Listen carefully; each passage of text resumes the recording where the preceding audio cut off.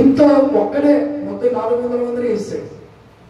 ఇలాంటి రోషం కలిగిన వాడు కదా, ఇలాంటి ఏలియా, ఇలాంటి రోషం కలిగిన ఏలియాకి ఇక చూడండి, ఒక ఆమె నేను చంపేస్తాను అంటే మొదలెట్టింది. అప్పుడు ఏం చేయాలి? రా చూసుకుందాం అనాల, రా ఏంటో అంతేంటో చెప్తారు రా అనాలి. ఇక చూడు, అంత వాడే ఏమయ్యాడంటే బద్రీ వృక్షం దగ్గరికి వెళ్ళి అక్కడ కూర్చుని భోజనం మానేశాడంట, అన్న పానం మానేశాడు. అక్కడ కూర్చుని డాడీ ఇక చాలు నన్ను చంపే, ఇక చాలు నన్ను చెప్పే, ఇక చాలు నేను వచ్చేస్తా తీసుకుపో అంటున్నాడు. ఇంత రోషం కలిగింది షావుకుని. ఒకసారి మనకు కూడా ఎవరో ఒకరు బెదిరింపులు వచ్చిన తర్వాత బాబా ఇక చాలు తీసుకో, ఇక చాలు తీసుకో, ఇదే గోళ. తప్పు వచ్చిందనుకో ఇక చాలు తీసుకో, ఇదే గోళ. ఏదైనా సమస్య వచ్చిందనుకో ఇక చాలు తీసుకుపో, ఇదే గోళ. ఏం కాదంటారు చెప్పండి? చాలా వరకు ఈ ప్రాంతంలో ఇక చాలు, ఇక వద్దు, తీసుకెళ్ళిపో చాపడానికి నువ్వు సిద్ధంగా ఉన్నావు, చంపడానికి ఏం సిద్ధంగా లేడు. దేవుని స్తోత్రం ఏంటి. ఇక చూడండి ఏం చేద్దాం, ఆ ఒక్కడో పడుండటం చూడటం దేవునికి బాధగా ఉంటే చూడలేడంటే దూతలు పంపించాడు, అవి నీళ్ళ గుట్టెట్టుకొచ్చాడు, అప్పాలు పట్టుకొచ్చి ఏలియా లే శక్తికి మించిన పని ఉంది నీకు అన్నాడు అంతే. అప్పుడు కాదు ఏంటంటే ఇక ఏమొద్దులే అన్నవాడు కథ నీళ్ళు తాగాడు, కథ రొట్టె ముక్కలు తిన్నాడు, కథ బలం పొందుకున్నాడు. అక్కడి నుంచి గొప్పగా దేవుడు వాడేసుకున్నాడు. దేవుని స్తోత్ర. అందుకే ఆయన హస్తం ఏలియాను బలపరిచింది. మరి మనల్ని బలపరచడా దేవుడు? మనం నడిపిస్తాడు. కానీ నీవు చేయవలసిన పని ఏంటో తెలుసా? చిన్న మేఘం పెద్ద వర్షం వచ్చినట్లుగా చిన్న ప్రార్థన గొప్ప కార్యాలు చేయబోతుంది. ఆమేన్. ఇది కలిగి ఉంటాడు. ఎన్నిసార్లు వెళ్ళాలి? 7 మార్లు. ఇదే ఏలియా తెలుసా? ఇదే ఏలియా ఏంటో వర్షం మీద ప్రార్థన ఎక్కువ అనుకుంటా, పట్టు ఏలియాకి వర్షం మీద బాగా పట్టు ఎక్కువ అనుకుంటా. ఏంటి ఇదిగా జాగ్రత్తగా లేకపోతే జాగ్రత్త అన్నాడు, వినలేదు. వినకపోతే కరువు వచ్చేంత జాగ్రత్త అన్నా అంటే అందరూ కలిసి ఏలియాని చంపేద్దామని అప్పుడు చూసేసరికి చెప్పేశాడు, వర్షమా నువ్వు ఆగిపోవు అన్నాడు. 300 సంవత్సరాలు ఏంటి మొత్తానికి ఆగిపోతే ఏముంటుందంటే పంట ఉంటుందా, ధాన్యం ఉంటుందా, తినడానికి ఉంటుందా, ఏముంటది? ఏముండదు. కానీ మనవాడికి మాత్రం శుభ్రంగా వాగు ఉంది, కాకు ద్వారా శుభ్రంగా మటం వస్తుంది, సిగురు వస్తుంది, సూపర్ మాట. నేను అలా కూర్చుంటే చాలు, సిగురు అవుతుంది, మటం అవుతుంది, అన్నీ అవుతాయి. నిజమే అండి. కూర్చోవాల్సిన చోటు ఉంది, అదే అక్కడ కూర్చోవాలి. అసలు కాకులు ఏంటంటే అట్లకే సరిపోదు. మళ్ళీ మనోడికి చూడండి, కాకి సాగుడు ఉన్నాడు అక్కడ, నువ్వు పట్టుకెళ్ళి ఇవ్వాలి, జాగ్రత్త తింటావేమో చస్తావు, జాగ్రత్తగా ఉంటాడు.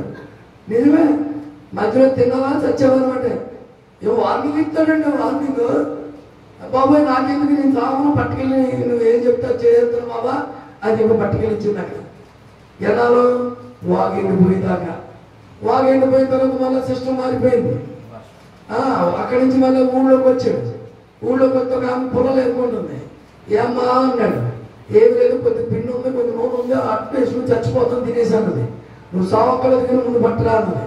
పట్టుకొచ్చిన తర్వాత శుభ్రంగా తిని దీవించాడు. ఆ 3.5 సంవత్సరాలు వీళ్ళకి మాత్రం కరువు లేదు, మొత్తం కరువే.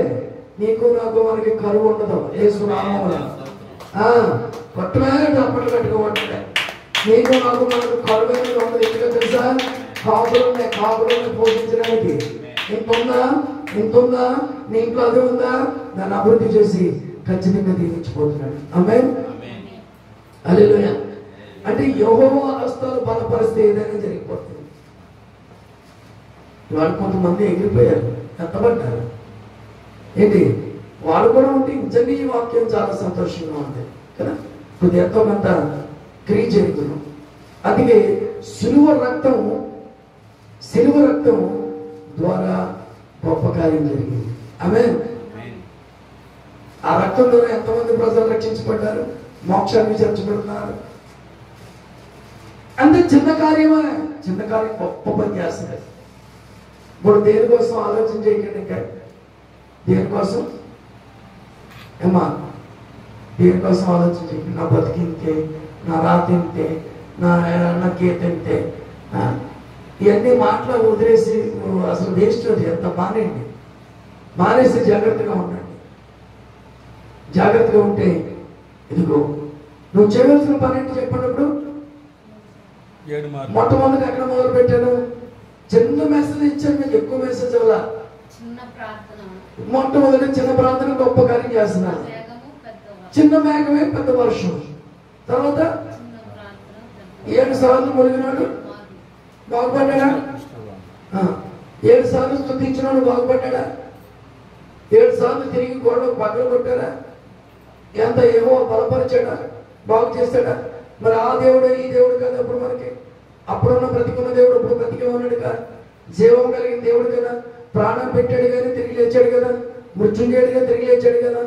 ఆయన నీలో ఉన్నాడు, నాలో ఉన్నాడు, మనలో ఉన్నాడు, అన్ని చోట్ల ఉన్నాడు కదా. ఉన్న దేవుడి దగ్గర ఉన్నాం కదా, మరి ఇంకా ఎందుకు ఏడవడం? చేయవలసిన పని అంటే నీ సమస్యలతో పట్టుకొచ్చి ఏం చేయాలి? ఎన్నిసార్లు ట్రై చేద్దాం? ఒక 7 రోజులు 7 సార్లు కొద్దిగా ట్రై చేసి, ప్రభువా నా శురువయ్యా, నా అప్పయ్యా, ప్రభువా నా సమస్యయా, ఇలా ఈ వాక్యం ద్వారా ఈ మాట నేర్చుకున్నాను నేను. ఒకసారి 5 నిమిషాల ప్రార్థనే, చిన్న ప్రార్థనే, కానీ గొప్ప కార్యం చేయబోతుంది. కొట్టండి చెప్పట్లో సరే. హల్లెలూయా. ఈ మాటలో దేవుడు దీవించి ఆశీర్వదించును గాక. ఆమేన్. చిన్న ప్రార్థన. పరమ తండ్రి మీకు వందనాలు. ఈరోజు ప్రభువా నాయన ఏలియా ముందుగానే తెలుసుకుని విశ్వసించి వర్షం వస్తుంది తన దాసును పంపించి ఇదిగో ఆ సముద్రం వైపు చూసినప్పుడు చిన్న మేఘం పెద్ద వర్షం కురిసిందేమో. అవును, మొదటి చిన్నగా ఉన్నది పెద్దగా కార్యములు చేస్తావని, నేను చేయవలసిన పని చిన్న ప్రార్థన పెద్ద కార్యములు చేస్తుందని 7 మార్లు మునిగిన నయమాను బాగుపడ్డాడని, 7 మార్లు స్తుతించిన దావీదు గొప్ప స్థానం నిలబడ్డాడని, 7 మార్లు తిరిగినప్పుడు ఎనుకో గొడవలు కుప్ప కూలిపోయాడని, మేము కూడా 7 సార్లు 7 మార్లు మాటి మాటికి నీ సన్నిధిలో వచ్చి సమస్యలు పరిస్థితులు మీ చేతులకు అప్పగిస్తే ఏదో కార్యం చేస్తావని ఈరోజు మాతో మాట్లాడావు. ఈ క్లుప్త సందేశాన్ని నీ బిడ్డల మాలో కూడా ఫలింపజేసి మేము కూడా 7 మార్లు ప్రార్థించే అనుభవంలోకి, స్తుతించే అనుభవంలోకి తీసుకువెళ్ళి చిన్న చిన్న ప్రార్థనలే కానీ గొప్ప కార్యాలు చేస్తాయని మాతో మాట్లాడారు. ఆ రీతిగా నడవడానికి సహాయం చేయమని యేసు నామములో ప్రార్థించి ఈ మనవి యేసునామములో అడిగి ప్రభువా. ఆమేన్. ఆమేన్. God bless you. అందరికీ వందనాలు. నమస్కారం పెట్టేసాను.